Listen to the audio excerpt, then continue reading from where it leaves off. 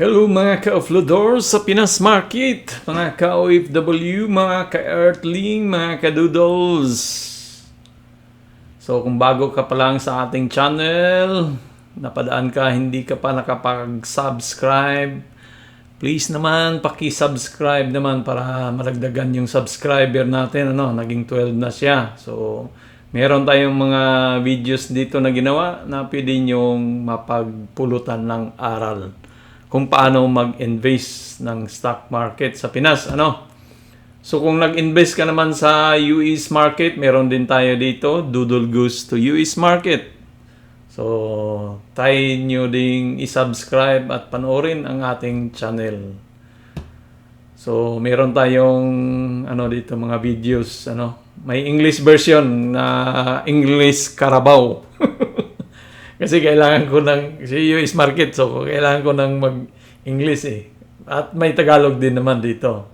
Yan. Okay.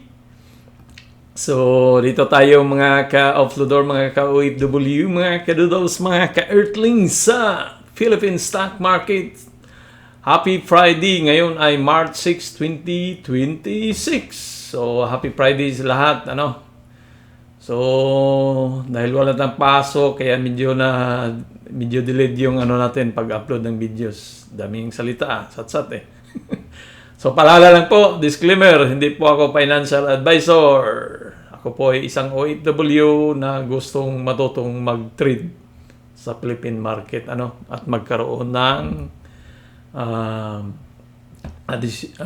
dagdag na kita sa ating pera na hindi natutulog, So mga kedoodle, si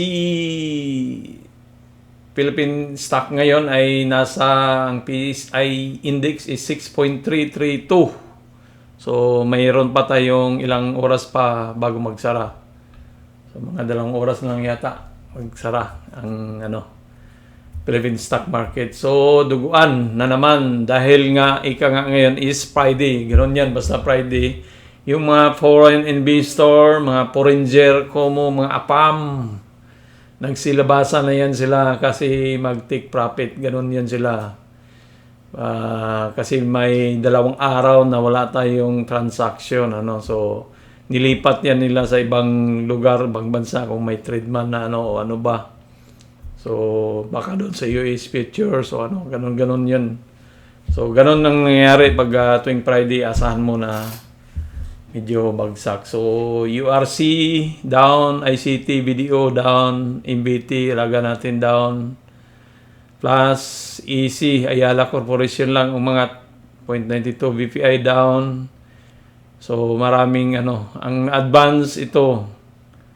So, yung mga advance kahapon nawala na ngayon. So, yun yung problema sa medyo mga small companies, yan, nawala na sila. So, nandito na yan sa declines. Yan dito, declines. Ito, mataas to nung kahapon eh. So, Maynila down. Ito, malaking company to. Okay yan. PX Mining, down din sila. So, dito tayo sa mga most active, sa blue chip tayo mga kadoodles. So, pag-usapan natin sa ganitong mga panahon na medyo down ang market, paano tayo kikita, So, mayroon akong gustong bilhin sa darating na araw. Kung may pira pa tayo, si ICT at si Meralco. So, mga laking company to. Bakit kamo? Meron silang ibibigay na dividendo. Si ICT, mamigay siya ng 17.85 sa darating na 27 March 2026. So, dapat bibili ka dito. Gaya ng nasabi ko, bibili ka bago mag-18. So, at least 17. So, kung gusto mo bumili ngayon, bili ka ngayon hanggang 17. Pero, para maabil mo tong 17.85 na yan, So, kung may 1,000 share ka, kikita na ng multiply mo 1,700, di ba? So, para magkaliniwanagan tayo, calculator na naman, agoy. So, may pira ka sa bangko, sabihin natin 50,000. So, bilhin mo si sa mahalagang 716 ngayon, divide mo 716. So, meron kang 69.83. So, itong 69 hindi pwede. So, 60 lang yan kasi butal. So, 10 board lot siya eh. Every 10 board lot si ICT. So, may 60 ka. So, meron kang 60 na... Ay, ano bang nangyari? 60 na share, multiply mo ng 17.85. So, kumita ka ng 1,000, di ba? Sa ilang, hindi umabot ang isang buwan. Kumita ng 1,000 yung 50,000 mo. Hindi naman 50,000 kasi 60 lang yung binili mong share sa halagang 716. So, 42,000. Yung 42,960 mo, kumita ng 1,000 plus, di ba? So, yung iba nag-alala na babagsak, baka bumagsak. So, kahit bumagsak man yan si ICT, papunta dito, kasi ito yung target ko baka bababa pa yan dito bago siya aangat, Yun yung ko, kasi parang nag-form siya ng Elliott wave Yan, 1, 2, 3, ganun yung So, ang ko nito kay ICT is kahit na bumaba yan, aakyat yan. Napakalaking company nito Tingnan mo ang target price ni video. Nasa 850 ang target price niya. Di ba? So, kung from now to 850, so, naging tumubo pa ang pira mo ng almost 20%. Maliban pa sa kikitain mo sa dividendo na 1,000. So, 20% plus 20% pa. Di ba? So, kung yung 60 share mo, tutubo na siya ng... So, multiply natin. Nabili mo siya ng... Kung na-hit yung 850, after 1 year, sabihin na lang natin para medyo tiyagaan. So, 154, multiply mo ng 60. So, kumita ka na naman ng 8,000. So, nung nag-invest ka kay, kumita ka ng almost 10,000, di ba? Sa 42,000 mo. Which is, hindi mo kakitain yan sa bangko. Sa totoo lang talaga. Pero walang masama mag-invest sa bangko, mag-ipon. Kasi kailangan mo naman talaga ng mga savings So, dapat dito, pag pinasok mo na pera, is yung mga, mga surplus na hindi mo siya kailangan, di ba? So, huwag kang matakot na bababa yan kasi babalik din yan Tingnan mo dito. Umangat siya dyan, bumaba. Uy, takot na ko, binta ko na kasi bumaba na. Huwag mo ibinta. Kasi pag ibinta mo yun doon ka natalo. Dahil malaking kapali naman siya, tiyagaan mo, hintayin mo. So, bumaba siya dyan, pero umakyat siya, di ba? Kailan siya bumaba? Bumaba siya March 25. So, ngayon, umangat dito, February. So, almost 1 year ang angat niya, di ba? So, umangat dito ka, nakabili sa taas, so umangat ng 73% kamo yung pera mo. Kikitain mo ba yan sa time deposit kahit sa bangko? Hindi, di ba? So, yan ang nakaganda dito sa stock. Ang problema lang dito, hindi ito magic na pagbili mo, kikita ka agad, diretsuhan, di ba? Tiyaga lang, pasensyahan. So, invest mo yung surplus money mo ng for 1 year dito sa isang company na malaki, ICT. So, yan si ICT. So, let's go na naman kay Meralco. Si ICT pala, Container Terminal Services. So, nag-operate siya ng mga seaport internationally. Hindi lang sa Pilipinas, marami siyang ino-operate na mga seaport sa labas ng bansa ng Pilipinas. Kaya maganda si ICT. So, let's go to Meralco. Dito, makukurente ka kay Meralco. Si Meralco naman, mga ka-doodles, mga ka-offloader, mga ka-OFW, ay isang negosyante na nagsusupply ng kuryente sa bawat bahay mo. So, habang may tao pa sa Earth, sa Pilipinas, meron pang gumaganang kuryente at meron pang kumukonsumo nito. Tayo, mga tao, di ba? Mga Pilipino. So, huwag kang mag-alala kung babagsak man si Meralco, aangat din yan, di ba? So, dito, umangat, bumagsak.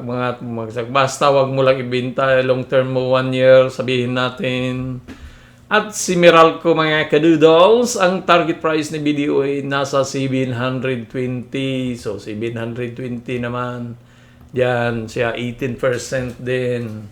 Tapos mga kadoodles, mayroon siyang ibibigay mga ka-offloader, mga ka-OFW na dividendo 16.672. Ngayong so dapat mabili mo siya bago mag 25 March 2026. So 24. So si ICT, pwede mong bilhin una si ICT kasi pag 19, ibinta mo na kung tumaas yung presyo. Kung hindi, wag mo na. So pag kumita ka na kay ICT sa dividendo at saka tumaas yung presyo, so ibinta mo, bibilhin mo naman si Meralco bago mag 25. So 24 March 2026. Ang bayaran ngayong 20 sa April 26. So sa example, halimbawa, palalita naman, meron kang 50,000 pa rin. Dito lang tayo sa medyo malinaw. 50,000 na surplus. Binili mo si Meralco ng 613 sa presyo niya ngayon. Magkaroon ka ng 81 na share. So, 80 lang yan siya kasi 10 din to na board lot kasi mga mahalin. Pag mahal kasi ang stock, 10 lang yan. Pero pag medyo mura-mura, nasa 100. Pag pinakamura, nasa 1,000 per share. So, 80 multiply mo ng 16. Magkano ba yun? Ang ano niya? 16,672. 16,672. Panahon ni Magellan. Yan ba yun? So, kumita ka ng 1,300. Di ba? Sa binili mo ng so, sa halaga mong nasa ano, tawag nito sa 80 share. Kano ba yung 80 times 613? So 49,000, almost 50,000. So 50,000 mo kumita ng 1,300 plus. Matanggap mo yan ngayong April 2026. Isang buwan lang. O hindi pa nag-isang buwan siguro. At pag umangat pa ang presyo ni Meralco, dahil naniniwala ako sa mga target price ng mga analysis na BDO, Metrobank, Cool, TradingView, ay umangat siya ng ilang porsyento? 17%, di ba? So, kung 614 minus 720, so, 720 minus 614, kumita ng 106 kada share. So, multiply mo siya ng 80. Kumita ka pa ng 8,000 plus 1,000. Almost 10,000 ang kikitain mo kay Meralco sa isang taon. Sabihin na lang natin. Hindi lang isang taon to namimigay si Meralco ng dividendo. Dalang bisis yata eh. I mean, sa isang taon, hindi lang isang bisis, dalang bisis yata. Oh, see? Dalawang bisis siya namimigay. So, i-long term mo ng 1 year para medyo safe ka. Pero pag kumita ka naman, pwede naman siya ibenta din. Hanap ka na naman ibang malaking company. Ano? So, yan. Kaya medyo patyagaan lang dito. Tingnan mo si Meralco 1 year after. Ano ba ngayon? February. So, dito February 25. Dito siya sa sa presyo na yan.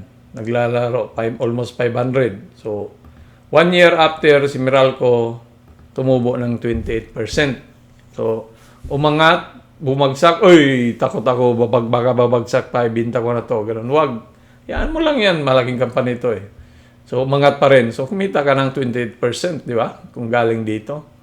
So, 500 plus minus 645. So, kumita ng 145 kada share. So, sa 145, so kung may 80 ka lang na, sabihin na natin 100 share, so 14,000 ang kikitain mo. Di ba? 14,000. Bakit 1,000? 100 share lang. So, 14,000 ang kikitain mo dyan sa within 1 year. So, yung 50,000 mo kumita ng 14,000, which is hindi mo kayang kikitain yan sa bangko. So, kaya yung surplus, wag masama. Ibig sabihin na hindi ko naman sinisiraan yung mag-ipon tayo sa bangko. Pero yung surplus natin, or kung mari, may ipon ka sa bangko na 100, bawasan mo siya. Yung kalahati siguro doon, ilagay mo dito sa stock para medyo lumago, ganon. At least meron ka pa rin pera para, for emergency purposes. At saka pwede mo namang ibenta kahit anong panahon tong mga stock eh. Pag kumita ka na konti, pwede mo na siya ibenta. So, kaya mas maganda dito, ang ilagay mo is surplus. Surplus. Anong ibig sabihin ng surplus? Yung pera mo na sobra-sobra na hindi mo kailangan kaagad. Kumbaga, pwede mong nakatambay siya diyan, ganun. So, yung savings, parang surplus din yan, nakatambay. So, kasi nag-ipon ka nga. Pero akala mo for safety purposes. Safety naman dito kasi malaking company ito eh. Mawala ang tao bago mabagsak ang Meralco, di ba? Ganon yun. So, yan lang po ang aking mga abiso sa aking kapwa OFW. Matuto tayong mag-trade sa Philippine stock market. Hindi lang ang sarili natin pinalago nito kung mag-trade tayo sa Philippine stock market, kundi pati na rin ang ekonomiya ng ating bansa. Nakatulong din tayo, di ba? Kasi kung dumadami yung investor sa Philippine stock market, ng mga retailer, gumaganda ang takbo. So, dapat nga sa eskwelahan ay sinama na ang pagtitrade sa Philippine stock market. Kailangan matutuin na yung mga bata ngayon mag-trade. Hindi lang puro anong kursong mga elective course na hindi naman nagagamit. So, ilagay nila tong mag-trade sa Philippine stock market sa elective course or subject, di ba? Para matuto ang mga bata pa, habang bata pa may matutunan. So, matagal na ako sa abroad, almost 25 years, pero bago lang ako natuto nito, sayang yung mga panahon na yun. Kung dati pa nagtitrade, so marami na sanang, baka nagretiro na tayo ngayon.